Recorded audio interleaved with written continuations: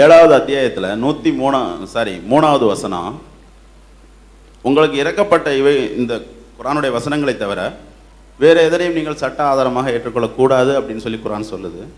அடுத்து 69வது அத்தியாயத்தில் 44லேருந்து 48வது வசனம் வரைக்கும் இந்த குரானை தவிர வேறு எதனையும் நீங்கள் மக்களிடத்தில் எடுத்து வச்சுருந்தீங்கன்னா உங்களுடைய பெடரி நரம்பை தரிச்சிருவேன், உங்களுடைய இடது கை முறிச்சிருவேன், மேலும் உங்களுக்கு நம்மிடத்துலேருந்து வரக்கூடிய வகி நிறுத்தப்பட்டிருக்கும், நம்ம இடத்துலேருந்து யாரையும் காப்பாற்ற முடியாது அப்படின்னு சொல்லி முகமது நபியை பற்றி எல்லாம் கண்டிக்கிறாங்க. இப்படி இருக்க நம்ம இன்னைக்கு முகமது நபியின் மீது சுன்னத்துன்ற அடிப்படையில் பல விஷயங்களை பின்பற்றிக்கிட்டு இருக்கோம். இது எந்த அடிப்படையில் இருக்கக்கூடியதுன்றது எனக்கு கொஞ்சம் விளக்கமாக வேணும். காரணம் என்னென்னா, நானும் இதே தௌஹீத் ஜமாத்தில் இருந்தது தான். இதனுடைய அடிப்படையில் தான் நானும் திருமணம் செஞ்சேன். சில தவறுகள்னு எனக்கு மனசுக்கு பட்டதுனால, அதாவது நான் குரானை கொஞ்சம் அதிகமாக டீப்பாக படித்ததுனால அதுலேருந்து சில விளக்கங்கள் மனசுக்கு எனக்கு விளக்கம் கிடைச்சதுனால நான் அதுலேருந்து ஒதுங்கிட்டேன். இதுக்கு ஒரு முரண் சொல்லி சொன்னோம்னா, சில வசனங்கள் இப்போ 17வது அத்தியாயத்தில் 110வது வசனம், தொழுகையில் நீங்கள் சத்தமாகவோ அமைதியாகவோ உங்களுடைய தொழுகையை நீங்கள் தொடர வேண்டாம், ஒரு நடுத்தரமான துணியை கடைப்பிடிங்கன்னு சொல்லி குரான் சொல்லுது. அடுத்து அதே மாதிரி இன்னும் இப்போ இந்த இடத்துல பேசுனால எனக்கு பதட்டத்தினால அந்த வசனங்கள் டக்குன்னு ஞாபகத்துக்கு வர மாட்டேங்குது. இன்னும் சில வசனங்கள் இதே மாதிரி கொஞ்சம் முரணாக இருக்குது. இதை பற்றிய விளக்கம் எனக்கு வேணும். அதாவது இப்போ அல்லாஹ் திருமறை குரானில் உங்கள் இறைவனிடமிருந்து அருளப்பட்டதை நீங்கள் பின்பற்றுங்கள், அதை விடுத்து வேற எதையும் பின்பற்றாதீர்கள் என்று அல்லாஹ் குரானில் சொல்லி காட்டுகிறான். அதே மாதிரி நபிகள் நாயகம் ஸல்லல்லாஹு அலைஹி வஸல்லம் அவர்களை பற்றி சொல்லும் பொழுது, உலவு தகவ்வல அலைனா பாதல் அகாவில், இவர் சில சொற்களை இட்டுக்கட்டி சொல்லி இருப்பாரையானால் அவர்கள் அகதுனா மின்ஹு பில் யமீன், அவர் வழக்கரத்தால் நம்ம பிடிச்சிருவோம், அவர் நாடி நரம்பை தரிச்சிருவோம் என்றெல்லாம் அல்லாஹ் குரானில் எச்சரிக்கிறான். அப்படி இருக்கும் பொழுது குரானை மட்டும்தானே நம்ம எடுத்துக்கிறோன்னு, குரான் இல்லாமல் நபியுடைய சுன்னத்துன்னு நம்ம சிலதெல்லாம் செய்கிறோமே, அதையே நம்ம எடுத்துக்கணும். அல்லாஹ் குரானை மட்டும்தானே பின்பற்ற சொல்கிறான் என்று அவங்களுடைய அடிப்படையான கேள்வி. சில உதாரணம் 1-2 சொன்னாங்க, 2வது எடுத்துக்கிறோம். இது மேலோட்டமாக இதை அணுகியதனால்தான் இந்த மாதிரியான வாதங்கள் வைக்கப்படுகிறது. முதல்ல நம்ம விளங்கி கொள்ள வேண்டும், அல்லாஹ் குரானில் என்ன சொல்கிறான்னு கேட்டால், உங்கள் இறைவனிடமிருந்து அருளப்பட்டதை பின்பற்றுங்கள். இதுதான் அல்லாஹ்வுடைய வசனம். இறைவனிடமிருந்து அருளப்பட்டது என்பது குரான் மட்டும், குரான் தான் என்று நம்மளாக விளங்கி கொள்கிறோம். குரான் என்று அந்த இடத்துல இல்லை. குரானில் எப்படி இருக்குன்னு கேட்டால், இத்தபிவு மா உன்சில இலைக்கும் ரப்பிக்கும், உங்கள் இறைவன் புறத்திலிருந்து அருளப்பட்டதை நீங்கள் பின்பற்றுங்கள் என்று இருக்குது. இறைவன்கிட்ட அருளப்பட்டது என்ன, அதை குரான்லேருந்து அறியணும். இறைவனிடமிருந்து அருளப்பட்டதுன்னு சொன்ன உடனே அது குரான் தான் சொல்லுதுன்னு நீங்களாம் விளங்கிக்கிட்டீங்க. அது ஆனால் இறைவனிடமிருந்து அருளப்பட்டது குரான் மட்டும் கிடையாது. குரானும் எல்லா தூதர்களுடைய உள்ளத்தில் இறைவன் போடக்கூடிய செய்திகளும் இறைவன்கிட்ட அருளப்பட்டது தான். இதை சொல்லக்கூடிய வசனங்கள் குரானில் ஏராளமாக இருக்கிறது. இப்போ நபிகள் நாயகம் ஸல்லல்லாஹு அலைஹி வஸல்லம் அவர்களை பற்றி அல்லாஹ் சொல்லும் பொழுது, யத்லு அலைஹிம் ஆயாத்திஹி, அவர் அல்லாஹ்வுடைய வசனங்களை அவர்களுக்கு ஓதி காட்டுவார். ரசூலுல்லாஹ் பற்றி அல்லாஹ் சொல்லும் பொழுது அல்லாஹ்வுடைய வசனங்களை ஓதி காட்டுவார். வசனங்களை ஓதி காட்டியாச்சுல, அதோட வேலை முடிஞ்சிடணும். அல்லாஹ்வுடைய வசனத்தை ஓதி காட்டார்ல, அதுக்கடுத்து எல்லாம் என்ன செய்கிறான்டா, வசனங்களை ஓதி காட்டுவார். ஒய் அல்லி முகமுல் கிதாப ஒல் ஹிக்மத்தை, அந்த மக்களுக்கு வேதத்தை கற்றும் கொடுப்பார். வேதத்தை ஓதியும் காட்டுவார், வேதத்தை கற்றும் கொடுப்பாரு.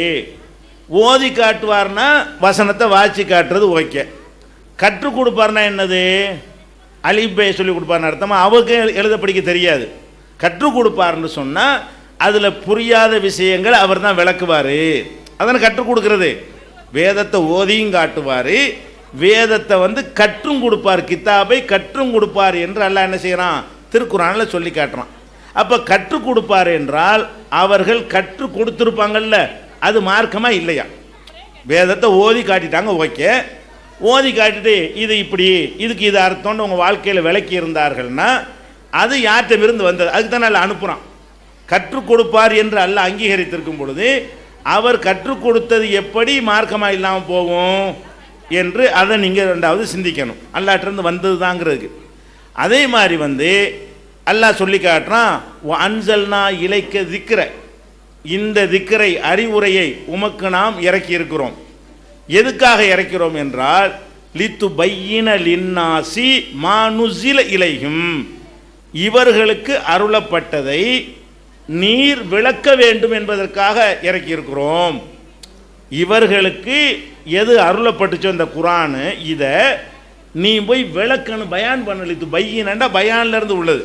லித்து பையின லின்னாசி மானுசில இலையும், இந்த மக்களுக்கு அருளப்பட்டதை நீ விளக்கணும் என்றுதான் உனக்கு அருள் இருக்கிறோம் அப்படிங்கிறான். அப்ப நபிகள் நாயகம் வேதத்தை கொண்டாந்து கொடுத்ததோட வேலை முடிந்து விட்டது, அது மட்டும்தான் என்று இருக்குமையானால் நீ விளக்குறதுக்கு தான் உன்கிட்ட கொடுத்து அனுப்பியிருக்கேங்கிறான் அல்ல. நீ விளக்குறதுக்கு தான் அனுப்பினேன் என்றால் விளக்கினார்களா இல்லையா? விளக்காட்டி அல்லாவுடைய கட்டளை மீறிடுவாங்களே. அல்லாஹ் என்ன சொல்றான், இந்த வேதத்தை கொடுத்து இதை நீ போய் மக்களுக்கு விளக்குங்கிறான். சொல்லுன்னு சொல்லலை, இந்த வேதத்தை விளக்குங்கிறான். விளக்குன்னா என்ன அர்த்தம்? அதனுடைய அர்த்தம், அதனுடைய உள் விளக்கம், அதுக்கு ஏதாவது கூடுதல் தகவல் இருந்தால் அதையெல்லாம் ரசூலுல்லாஹ் தான் சொல்லுவாங்க. சொன்னாங்களா இல்லையா? கண்டிப்பாக சொல்லி இருப்பார்கள். சொல்லி இருப்பார்கள்னா அது தேவையா இல்லையா? அல்லாஹ் அதுக்கு தான் அனுப்பியிருக்காங்கிறான். அல்லாஹ் என்ன சொல்கிறான்னா, நீ போய் விளக்குறதுக்காகத்தான் உனக்கு நான் தந்திருக்கிறேன் என்று சொன்னால் அவருடைய விளக்கம் மார்க்கம் ஆகுமா ஆகாதா? அல்லாஹ் அப்படி தானே சொல்கிறான், நீ விளக்கணும், அதுக்காகத்தான் உனக்கு நம்ம அருள் இருக்கிறோம் அப்படின்னு அல்லாஹ் சொல்கிறான். அப்போ குரானை அருளியதை எதுக்குன்னு கேட்டால் விளக்குறதுக்கு தான். இன்னும் சொல்ல போனால் ஒரு தூதரை அனுப்புகிறோம். அல்லாஹ் ஒரு தூதரை அனுப்புகிறான், ரசூலுல்லாவாக இருக்கட்டும், அதுக்கு முந்தின நபியாக இருக்கட்டும். இந்த வேதத்தை கொண்டை கொடுக்கறதுக்காக மட்டும் அனுப்புகிறதாக இருந்தால் அதுக்கு ஒரு தூதர் அனுப்ப வேண்டியதே இல்லை. ஏன்? பொத்துனூறு புஸ்தகத்தை மேலேருந்து கூட போட்டிருக்கலாம், ஈஸியாக போயிடும். அழகாக எடுத்துக்கிட்டு என்ன செய்வாங்க, வேதம்னு நினச்சிருப்பாங்க. அல்லாஹ் என்ன செய்கிறான்னு கேட்டால், இந்த தூதர்களை நான் வேதம் கொடுக்குறேனே அந்த மொழி பேசுகிறவராக பார்த்து தேர்ந்தெடுத்து அனுப்புகிறேன். எதுக்காக வேண்டால் பையினலகும், அப்போ தான் இவர் அவங்களுக்கு விளக்குவார். இப்போ குரானை ரசூலுல்லாவுக்கு அரபு மொழி தெரிஞ்ச ரசூலுல்லாவுக்கு நான் ஏன் கொடுத்தேன்னு கேட்டால் அவர் போய் அந்த மக்களுக்கு விளக்கணும். மொழி தெரியாத ஒரு ஆள் மூலமாக கொடுத்து விட்டோம்னு சொன்னால் அவருக்கு விளக்க தெரியாது. இப்போ புஸ்தகம் மட்டும்தான் நோக்கமாக இருந்தால் அவர் மொழி தெரிந்த ஆளை தேர்ந்தெடுத்ததுக்கு அனுப்பணும். ஒரு தபால் உங்களுக்கு என்ன செய்கிறாரு, போஸ்ட்மேன் கொண்டாந்து தர்றார். அவருடைய வேலை என்ன? தபாலை தர்றது தான். அவருக்கு ஹிந்தியில் உங்களுக்கு தபால் வருது, போஸ்ட்மேனுக்கு ஹிந்தி தெரியாது, அதை பற்றி கவலை கிடையாது. ஏன்? அவர் வேலை என்னது, இந்த அருக்கு தபால் தந்துட்டு போயிட்டே இருப்பார். ஹிந்தி தெரிஞ்ச ஆளுக்கு நீங்கள் விளங்கிக்கிற வேண்டியதான், இல்லை யார் அனுப்புனார் அவர்கிட்ட போன போட்டு கேட்டுக்கிற வேண்டியதான். இவர்கிட்ட விளக்கம் கேட்கலுமா? கேட்கல. போஸ்ட் என்னப்பா ஹிந்தியில் இருக்குது விளக்கம் சொல்லிட்டு போன்னு கேட்க முடியாது. ஏன்? அவர் விளக்கம் சொல்கிறதுக்கு வரல, தபாலை கொடுக்க வந்திருக்கிறாரு. அப்போ நபிமார்களை இப்படியா அல்ல அனுப்புகிறான், ஒமா அர்சல்னா மிர் ரசூலின் இல்லாலி பிலிசானி கௌமிகி, எந்த தூதரை நம்ம அனுப்புனாலும் அந்த வேத மொழியும் அவர் மொழியும் ஒன்றாக இருக்கிறதா என்று பார்த்து தான் நம்ம அனுப்புவோம். எதுக்காக வேணா லியுபையினலகும், அப்போ தான் அவர் விளக்க முடியும். குரானுடைய மொழியும் ரசூலுடைய மொழியும் ஒன்றா இருந்தால் தான் அதை வாசித்து காட்டிட்டு ஓடி போயிடாம சந்தேகம் கேட்குறவங்களுக்கு விளக்கம் கொடுப்பாரு. அப்படி செலக்ட் பண்ணியாக்க நான் அனுப்புகிறேன் அப்படின்னு அல்லாஹ் சொல்கிறான். அதில் அப்போ என்ன விளங்குது, குரானே என்ன சொல்லுதுன்னு கேட்டால், நபி தர்ற வேதத்தை நீங்கள் ஏற்றுக்கிறன்னு, வேதத்துக்கு ஒரு விளக்கம் தர்றாரு அதையும் தான் நீங்கள் ஏற்றுக்கிறேன். விளக்குறதுக்கு தான் நான் அனுப்பியிருக்கிறேன். அல்லாஹ் தானே இதை சொல்கிறான், குரான் தானே சொல்லுது, நம்மளே சொல்லலையே, குரான் தான் சொல்லுது. இந்த வேதத்தை விளக்குறதுக்கு தான் நினைஞ்சிருக்கிறேன், அந்த மொழியை பார்த்து அனுப்பியிருக்கிறேன் அப்படின்னு சொல்லி காட்டினால் அப்போ தூதர்களுடைய விளக்கம் அவசியம்னு விளங்குதா இல்லையா? தூதர்கள் விளக்குறதுக்கு தான் அனுப்புனாங்க போது விளக்கம்னு அவர் இதெல்லாம் எங்களுக்கு ஹதீஸ்னு விளக்கம் தானது. தொழுங்கள் அல்லாஹ் சொல்லிட்டான். அது எப்படி ரசூலுல்லாஹ் காட்டினாங்கன்னா அதுவும் யாருடையது தான், அல்லாஹ்வுடையது தான். அல்லாஹ் அதுக்கு தான் அனுப்பியிருக்கிறான், அதை விளக்குவதற்கு தான் அனுப்புனேன்னு அல்லாஹ் சொல்கிறான். இதை நம்ம சிந்திச்சு பார்த்தால் நம்ம புரிந்து கொள்ளலாம். இன்னும் சொல்ல போனால் நான் குரானில் உள்ளது மட்டும்தான் ஏற்றுக்கிறேன் அப்படின்னு சொன்னால் அது எப்படியெல்லாம் தவறாக இருக்குங்கிறதுக்கு சில எதிர்வாதங்கள் குரான்லேருந்து நம்ம கேட்கலாம். அதை சிந்தித்தாலும் நமக்கு என்ன ஆயிரும், ஆஹா நம்ம ராங்காவில் போயிட்டுருக்குன்னு விளங்கிக்கிறோம். புரிந்து கொள்வதற்காக நம்ம சொல்கிறோம். அல்லாஹ் என்ன சொல்கிறான் குரானில் மாதங்கள் எண்ணிக்கை 12ங்கிறான். இன்ன இத்தத்த சுஹூரி இந்தல்லாஹி இஸ்னாஷர ஃபி கிதாபில்லா. வானம் பூமியை படைச்ச காலத்திலிருந்து மாதங்கள் எண்ணிக்கை எத்தனை? 12. சரி, அடுத்து அல்லாஹ் சொல்கிறான் மின்ஹா அர்பாத்துன் ஹுர்முன், அதில் 4 மாதங்கள் புனிதமான மாதங்கள். மொத்தம் 12 மாதம் நாம் படைச்ச மாதம் இருக்கிறது, 4 மாதம் புனிதமான மாதங்கள். அந்த புனித மாதத்தில் நீங்கள் போர் செய்யாதீர்கள். 4 மாதத்தில் புனிதத்துக்கு அர்த்தம் என்னன்னு கேட்டால், அந்த 4 மாதத்திலையும் உங்கள் கையில் ஆட்சி அதிகாரத்தை எல்லாம் தந்திருந்தான்னு சொன்னால், நீங்கள் ஒரு படை திரட்டி போர் செய்கிறதா இருந்தால் அந்த 4 மாதத்தில் என்ன செய்யக்கூடாது? போர் செய்யாதீங்க அப்படின்னு அல்லாஹ் வந்து தடுக்கிறான். இப்போ இந்த 4 மாதம் எதுன்னு நம்ம அறிய வேண்டிய அவசியம் இப்போ ஏற்படுகிறது. ஏன்னா 12 மாதம் இருக்குது. சரி, அந்த 12ல் 4 மாதம் புனித மாதம்னு அல்லாஹ் சொல்கிறான். அதில் நமக்கு ஒரு கட்டளையும் இருக்கிறது, யுத்தம் செய்யாமல் இருக்கணும் அப்படின்னு கட்டளையும் இருக்கிறது. அப்படின்னா நம்ம என்ன செய்யணும்? 4 மாதத்தை இப்போ அறியணும். நம்ம என்ன கொள்கையில் இருக்கிறோன்னு வச்சுக்கிடுவோம், குர்ஆனில் இருந்தால் மட்டும்தான் ஏற்றுக்குருவோம் அப்படிங்கிற கொள்கையில் நம்ம இருந்தால், அந்த 4 மாதத்தை எங்கேருந்து எடுத்து காட்டணும்? குர்ஆன்லேருந்து காட்டணும். 4 மாதம் புனித மாதம், 4 மாதத்தில் சண்டைக்கு போகாத, சரி போகாமல் இருக்கிறோம். 4 மாதம் எது? குர்ஆன்லேருந்து அல்ஹம்துலில்லாஹ்லேருந்து 1 வரைக்கும் பிரட்டி பார்த்தான்னு 4 மாதம் அங்கே இருக்குதா? குர்ஆனில் இந்த 4 மாதம் இருக்காது. அப்போ 4 மாதம் அது இல்லைன்னு சொன்னால், அப்போ குர்ஆனை மட்டும் நான் எடுத்துக்கிறவேன்னா குர்ஆனை மட்டும் வைத்து இதுக்கு விளக்கம் சொல்லணுமே. விளக்கம் சொல்லலைன்னா அவனுக்குள்ளே நம்ம குழம்புறோமே. குர்ஆனில் உள்ள விளக்கம் நமக்கு பத்தலண்டாவுதே. இந்த 4 மாதம் எதுங்கிறத நபிகள் நாயகம் ஸல்லல்லாஹு அலைஹி வஸல்லம் விளக்குறாங்க. 3 தொடராக 3 மாதங்களும் துல்கதா, துல்ஹஜ்ஜு, முஹர்ரம் இதெல்லாம் புனித மாதங்கள் என்று ரசூல் ஸல்லல்லாஹு அலைஹி வஸல்லம் செய்கிறாங்க, நமக்கு வந்து விளக்குறாங்க. அப்போ நம்ம இந்த 4 மாதத்தை எங்கேருந்து எடுத்துக்கொள்கிறோம்? ரசூலுல்லாஹ் சொல்லி தான் எடுத்துக்கொள்கிறோம். குர்ஆனில் உள்ளதை தான் நான் எடுத்துக்கிற வேண்டாம். குர்ஆன்லேருந்து இதை காட்டலாம்ல, இதை காட்ட இயலாது. அது மாதிரி ஹஜ்ஜை பற்றி அல்லாஹ் சொல்லும் பொழுது அல் ஹஜ் அஷ்ஹுருன் மாலூமாத், ஹஜ்ஜி செய்வது என்பது குறிப்பிட்ட சில மாதங்களாகும் இருக்குது. அந்த மாதம் எது? குர்ஆன்லேருந்து இருக்கணுமா இல்லையா? குர்ஆனில் இல்லை. நிறைய விஷயங்கள் அது மாதிரி இல்லை. இன்னும் டீப்பாக உள்ளே போனோம்னா பல விஷயங்கள் வந்து குர்ஆனில் இல்லாமல் ரசூலுடைய விளக்கத்தின் மூலமாகத்தான் கிடைக்கிறது. அது அல்லாஹ் என்ன செய்கிறான்? அங்கீகரிக்கவும் செய்கிறான். அதையெல்லாம் அடிப்படையாக வைத்து தான் அல்லாஹ்ட்டிருந்து வந்ததை தான் நம்ம ஏற்றுக்கணும். அதில் மாற்றுக்கிறது கிடையாது. நபிகள் நாயகம் ஸல்லல்லாஹு அலைஹி வஸல்லமுடைய அந்த விளக்கங்களும் 2 வகையாக நம்ம பிரித்து தான் வச்சுருக்கிறோம். ரசூலுல்லாஹ்வுடைய விளக்கம் இருக்குது இல்லையா? ஒன்று வஹி, இன்னொன்று மனிதர் என்ற முறையில். அவங்க ஒட்டகத்தில் போனாங்க, நம்ம ஒட்டகத்தில் போகிறது மார்க்கம்னு நம்ம சொல்ல மாட்டோம். அவங்க வந்து பேரிச்சம்பழம் சாப்பிட்டதுனால நம்மளும் சாப்பிட்ணும், அவங்க கோதுமை ரொட்டி சாப்பிட்றதுனால நம்மளும் சாப்பிட்ணும்னு சொல்ல, அதெல்லாம் மார்க்க சம்மந்தப்பட்டது இல்லை. மார்க்க சம்பந்தம் என்றவங்க என்னவெல்லாம் சொன்னார்களோ அது எல்லாமே அந்த குர்ஆனை விளக்கும் பொழுது சொன்னது தான். தொழுகையை விளக்கும் பொழுது தான் தொழுகையுடைய விஷயங்களை செய்து காட்டுகிறார்கள். நோன்பை விளக்கும் பொழுது தான் நோன்புடைய உள் விஷயங்களெல்லாம் நமக்கு சொல்லி காட்டுகிறார்கள். இதையெல்லாம் வைத்து பார்க்கும் பொழுது நமக்கு என்ன விளங்குகிறது? குர்ஆனை மட்டும் பின்பற்றுங்கள் என்று குர்ஆனில் ஒரு வசனம் கூட இல்லை. இறைவனிடத்திலிருந்து வந்ததை பின்பற்றுங்கள் என்று தான் இருக்கிறது. இறைவனிடத்திலிருந்து வந்தது எது? குர்ஆனும் இறைவனிடத்தில் வந்தது தான். குர்ஆனுக்கு விளக்கமாக ரசூலுல்லாஹ் சொன்னாங்களே, அதுவும் இறைவனிடமிருந்து வந்தது தான். விளக்கத்தான் உன்னை அனுப்பி இருக்கிறேன்றாலேயே அந்த அதிகாரத்தை எல்லாம் இணைஞ்சிட்டான், கொடுத்து விட்டான் என்று தான் அர்த்தம். இது வந்து நம்ம இன்னும் விவரமாக குர்ஆன் மட்டும் போதுமான்னு ஒரு புஸ்தகமே எழுதியிருக்கிறோம்.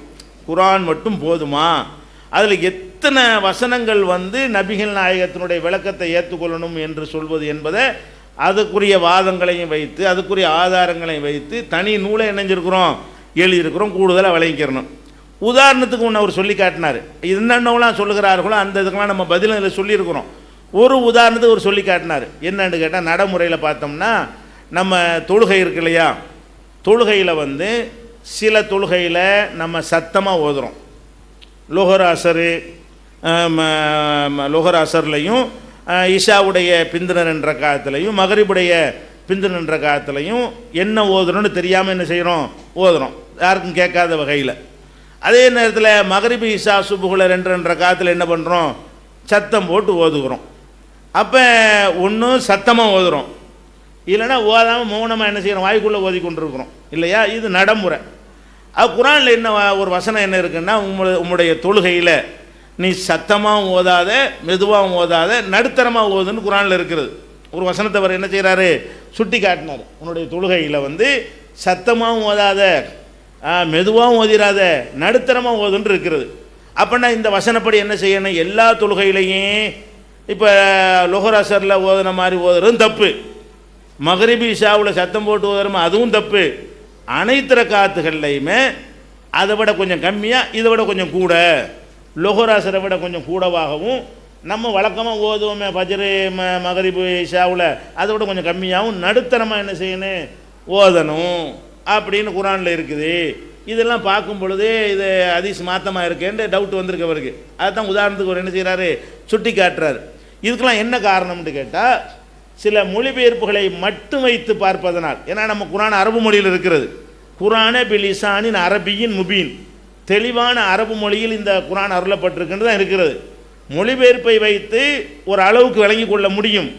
சில இடங்களில் இந்த மாதிரி டவுட் வந்துச்சின்னு சொன்னால், அப்போ மொழிபெயர்ப்பை மட்டும் வச்சு பார்க்காம மூலத்தையும் சேர்த்து பார்க்க வேண்டிய அவசியம் சில இடத்துல ஏற்படும்.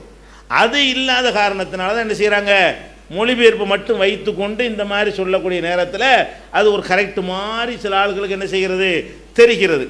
உண்மை என்ன தெரியுமா, அதில் அரபியில் என்ன இருக்குன்னா, வலா தஜ்ஹர் பி சலாத்திக்க, அவர் சொன்ன அந்த வசனத்தினுடைய அரபி வாசகம் வலா தஜ்ஹர் பி சலாத்திக்க வலா து ஹாஃபித் பிஹா வபுத்தகி பைனதாலிக்க சபீலா. வலா தஜ்ஹர் பி சலாத்திக்கன்னு சலாத்துங்கிற வார்த்தை வருது. அதுக்கு எல்லா மொழிபெயர்ப்பில் என்ன போட்டிருப்பாங்க, சலாத்துனா என்ன, ஹையால சலாங்கிறீங்கல்ல, சலாண்டா என்ன, தொழுகை. தொழுகையிலிருந்து மொழிபெயர்ப்பில் பார்த்த உடனே அப்போ தொழுகையில் தானே இப்படி தானே வருது அப்படின்னு சொன்ன உடனே என்ன செய்கிறது, இந்த ஹதீஸில் உள்ள இந்த நடைமுறைக்கு குரானுடைய வசனத்துக்கு மாற்றமாக இருக்குது. அப்போ அந்த ஹதீஸுங்கிறதெல்லாம் குரானுக்கு எதிராக தான் இருக்குங்கிற ஒரு கருத்து அவர்களுக்கு வந்து விடுகிறது. ஆனால் உண்மையில் என்னன்னு பார்த்தீங்கன்னா, சலாத்து என்பது வந்து ரெண்டு அர்த்தத்தில் உள்ள ஒரு சொல். குரான்லேயே ஹதீஸில் எடுத்துக்கொண்டாலே, ஹதீஸை விட்டுரும், குரானில் எடுத்துக்கொண்டாலேயே சலாத் என்பது வந்து இரண்டு அர்த்தத்தில் குரானில் பயன்படுத்தப்படுகிறது. ஒன்று வந்து பிரார்த்தனை, ஒன்று என்னது, சும்மா துவா செய்கிறோம்ல, இந்த ருக்கு சஜிதா இல்லை, சும்மா கையேந்தி துவா செய்கிறீங்கல்ல, இதுக்கும் அரபியில் என்ன பேர் தான், சலாத்து தான். சும்மா அல்லாட்ட பிரார்த்தனை பண்ணுறோமா இல்லையா, இதுக்கும் அரபியில் என்ன வார்த்தை சொல்லுவாங்க, சலாத்து என்ற வார்த்தையை தான் சொல்லுவாங்க. அதே நேரத்தில் ருக்கு சஜிதா குனிந்து நிமிர்ற பாருங்க, இதையும் என்ன செய்வாங்க, அதையும் வந்து சலாத்துங்கிற வார்த்தையை கொண்டு தான் சொல்லுவாங்க. அந்த சலாத்து என்ற வார்த்தைக்கு இரண்டு அர்த்தம் இருக்கிறது. நீங்கள் புரிந்து கொள்வதற்காக குரான்லே நான் ஒரு சலாத்தை சொல்லி காட்டுறேன். மாக்கான சலாத்துகும், இங்கே சலாத்து தான் வருது, மாக்கான சலாத்துகும் இந்தல் பைத்தி இல்லா முக்காவும் தஸ்தியா. இந்த மக்காவில் இருக்கக்கூடிய காபியர்கள் இருக்காங்க இல்லையா, அவங்களுக்கு வந்து காபத்துல்லாவில் அவங்களுடைய சலாத்து என்னவென்றால் விசில் அடிப்பது தான். அல்லாஹ் சொல்லி காட்டுறான், கை தட்டுவது தான். கை தட்டுவது தான் இவர்களுடைய சலாத்தாக இருக்குங்கிறாங்க. தொழுகைன்ற அர்த்தம் அது தொழுகையா, அவன் கை தடிக்கிற தொழுகையா, அதுக்கு அல்லாஹ் என்ன வார்த்தையை பயன்படுத்துகிறான், அவங்களுடைய பிரார்த்தனை, அவங்க செய்கிற பிரார்த்தனை என்னவா இருக்குன்னு கேட்டால் விசில் அடித்தலாக இருக்கிறதுன்னு சொல்லி அதையும் அல்லாஹ் சலாத்துங்கிற வார்த்தையை தான் போடுகிறான். நபிகள் நாயகம் ஸல்லல்லாஹு அலைஹி வஸல்லம் அவர்களை வந்து ஜக்காத்து வசூலிக்கும் பொழுது அல்லாஹ் சொல்லி காட்டுறான், நீ ஜக்காத்தை வசூலித்த உடனே ஓ சல்லி அலைஹிம், அவர்களுக்கு நீ துவா செய்யுங்கிறான் அல்லாஹ். இதில் சல்லிங்கிற வார்த்தை தான் போகிறான். சல்லின்னா தொழுன்ற அர்த்தம், ஆனால் தொழுங்கிற அர்த்தம் இல்லை இந்த இடத்துல. அந்த சல்லிங்கிறதும் சலாத்துங்கிறதும் ஒரே மூலத்திலேருந்து வந்தது தான். உன்னிடத்தில் ஜக்காத்து கொண்டாந்து கொடுத்தார்களே, ஆனால் நீங்கள் நல்லா இருங்க, அல்லாஹ் உங்களுக்கு அருள் செய்யட்டும்னு நீ துவா செய்யி அப்படின்னு சொல்லும் பொழுது சலாத்து செய்யுங்கிறான் அல்லாஹ். சலாத்துங்கிற வார்த்தையை பயன்படுத்துகிறான். அப்போ சலாத்துக்கு என்ன அர்த்தம்னு விளங்குறது, துவாங்கிற அர்த்தமும் இருக்கிறது, தொழுகைங்கிற அர்த்தம் இருக்கிறது. இப்போ எந்த இடத்துல துவான்னு அர்த்தம் செய்யணுமோ அந்த இடத்துல துவான்னு அர்த்தம் செய்யணும், எந்த இடத்துல தொழுகைன்ற அர்த்தம் செய்யணுமோ அந்த இடத்துல தொழுகைன்ற அர்த்தம். ஒரு சொல்லுக்கு பல அர்த்தம் இருந்துச்சுன்னு சொன்னால் இடத்துக்கு தகுந்த வார்த்தை என்ன செய்யணும், அர்த்தம். எல்லா இடத்துலையும் ஒரே மாதிரி செய்யக்கூடாது. ஊசின்னு இருக்கிறது, ஊசிங்கிறத வந்து ஒரு டாக்டர்கிட்ட போய் இருக்கும்போது ஊசின்னா என்ன அர்த்தம் செய்யணும், ஊசி எடுத்துகிட்டு வான்னா நம்ம துணி தைக்கிற ஊசி கொண்டு கொடுக்கலாமா? ஒரு டாக்டர் சொல்லுவதை வச்சு நம்ம என்ன விளங்கிக்கிறோன்னு, இவர் இன்ஜெக்ஷனை கேட்குறாருன்னு விளங்கிக்கிடுவோம். ஒரு டாக்டர் நர்ஸை பார்த்து என்ன செய்கிறாரு, ஊசி எடுத்துகிட்டு வான்னு சொன்னால் அந்த இடத்த வச்சு நம்ம என்ன விளங்கணும்னா இவர் சொல்கிற ஊசி என்னன்னு விளங்கிக்கிறோம். அதே மாதிரி வந்து ஒரு தைய கடையில் இருக்கிறவர் என்ன செய்கிறார், பையன் ஊசி ஏறுறான்னா அதுக்கு என்ன விளங்கிக்கிறேன்னு, அவர் சொல்கிறது வேறு ஊசின்னு விளங்கிக்கணுமா இல்லையா? அதெல்லாம் கிடையாது. நீ ஊசி இன்ஜெக்ஷன் வைன்னு கொண்டு போய் கொடுத்தா இந்த அர்த்தம் அந்த அர்த்தம் இருக்குது. அதுக்காண்டி எல்லா இடத்துலையும் இந்த அர்த்தம் செய்ய முடியுமா?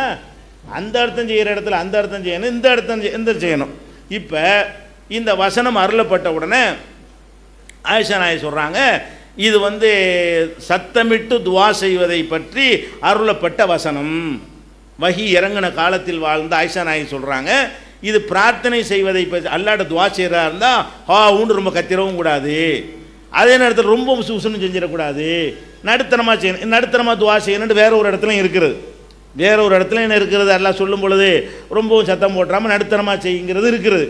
அதுக்கு ரிலேட்டிவான ஒரு வசனமாக இது அவங்களும் சொல்லி காட்டுறாங்க. ஆயிஷா நாயகி சொல்லாட்டா கூட இதை சொல்வது துவாவை சொல்லுகிற ஒரு வசனம். தொழுகையில் நீங்கள் சத்தமாக ஓதுவதும் கொஞ்சம் சில ரக்காத்தில் சத்தமாக ஓதாத விஷயமும் இதுக்கு முரண் கிடையாது. இந்த வசனத்துக்கு முரண் எதிர்ன்னு சொல்ல முடியாதுங்க. இதுக்கு தொழுகைங்கிற அர்த்தத்தை நீங்கள் தப்பாக விளங்கிட்டதுனால சொல்கிறீங்க. இது துவாவை சொல்லக்கூடிய ஒரு வசனம் இப்படிங்கிற மாதிரி என்ன இருக்கிறது, இந்த இடத்துல மூலம் தேவைப்படுது. ஆனால் இது எதனால் இந்த குழப்பம் வருதுன்னு கேட்டால், வெறும் மொழிபெயர்ப்பு பார்த்தீங்களா, உமது தொழுகையில் சில மொழிபெயர்ப்பு போட்டிருப்பாங்க, உமது தொழுகையில் சத்தமாகவும் மெதுவாகவும் செய்யாது. அப்போ நம்ம தொழுகையில்னு போட்டிருக்கு, நம்ம அப்படி தான் செய்கிறோம் அப்படின்ற டவுட் வருது. டவுட்டு நம்ம குழம்பி போயிடாமல் என்ன செய்யணும்னு கேட்டால், இது ஏன் இப்படி இருக்குது, உடனே வெறுமனே இந்த தமிழை மட்டும் வைத்துக்கொண்டு இப்படி நம்ம போயிடாமல் மூலத்தில் என்ன இருக்குது, இது சரிதானா, இவ்வளோ காலமும் ஒன்று நடைமுறையில் இருக்கும்போது திடீர்னு அவசரப்பட்டு பொய்ன்னு சொல்லிடக்கூடாது. அது யோசிச்சு பார்த்து பொய்ன்னு சொல்லலாம். பல விஷயங்கள் நம்மளும் சில நடைமுறையில் உள்ள எத்தனை விஷயங்களை தவறுங்கிறோம், எடுத்தேன் கவிழ்த்தேன்னு சொல்லிடக்கூடாது. அல்ல தேடி பார்த்து உண்மைதானா, அதுக்கு மாற்றமாக தான் இருக்குதா, இப்படியெல்லாம் யோசித்து பார்த்தா என்ன வராது, அதில் ஒரு குழப்பம் வராது. அந்த வசனத்துக்கு மாற்றம் கிடையாது. இன்னும் என்னென்னவெல்லாம் மாற்றம் என்று அவங்க சொல்லுகிறார்களோ அது எல்லாமே இந்த மாதிரி மொழிபெயர்ப்பை வைத்துக்கொண்டு சில பேர் தவறாக வைத்த வாதங்களை வைத்துக்கொண்டு சொன்னதாக இருக்கே தவிர அதில் என்ன இல்லை, குரானுக்கு மாற்றமானது இல்லை. குரானுக்கு மாற்றமாக இருந்தால் நம்மளும் தானே விட சொல்கிறோம். ஒட்டுமொத்த ஹதீஸை விட்டுறாதீங்க. எது குரானுக்கு மாற்றமாக இருக்குதோ அது ஹதீஸ் இல்லைன்னு தானே தௌஹீத் ஜமாத்னு சொல்லிக்கிட்டு இருக்கிறது. நம்மளே என்ன சொல்கிறோம், குரானோட மோதக்கூடிய ஹதீஸுகள் கண்டிப்பாக ஹதீஸாக இருக்காது. ஆனால் மோதாததெல்லாம் மோதக்கூடாது. நெசமாக அதை கன்ஃபார்ம் பண்ணணும், மோது தான் செய்யுதா. அதில் நம்ம குரானுக்கு எதிரான ஒன்றை எல்லாம் ரசூலுல்லாஹ் சொல்லவே மாட்டார்கள். அப்படி இருந்தால் ஏதோ ஒரு ராங் இருக்குங்கிறது விளங்கி கொள்கிறோம். இது கூடுதலாக உங்களுக்கு அந்த புஸ்தகம் தர சொல்கிறேன், குரானுக்கு முரண்படும் ஹதீஸுகள்னு, அதில் நீ தெரிஞ்சுக்கிறீங்க. சரியா?